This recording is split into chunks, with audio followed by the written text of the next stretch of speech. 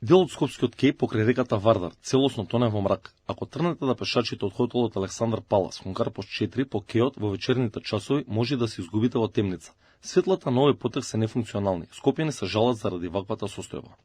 Ова е недозволиво више. Сега е добро веќе, али да затемни за 10-15 минути ќе биде сериозно проблем и за деца, и за млади, и за стари, за сите.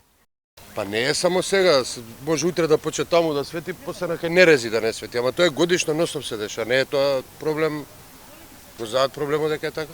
Треба да се подобри, дефинитивно, како и многу работи.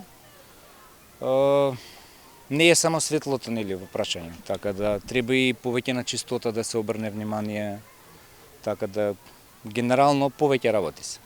Па нига гледај. Па добро, од таа половина е нешто, ама па таа половина пола света, двамо ич.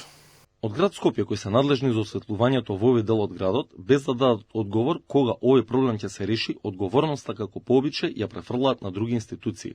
По дојава на граѓани за нефункционалното јавно осветлување на кејот на реката Вардар на потегот од хотелот Александар Палас до улицата Васел Чакаларов, екипите на град Скопје излегоа на терен и констатираа фактичка состојба за која е потребно службите на МВР да постапат на терен, согласно нивните надлежности.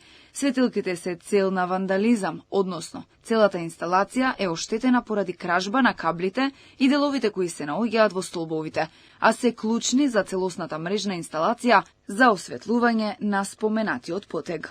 Од МВР пак велат дека немаат добијано ваква пријава од град Скопје.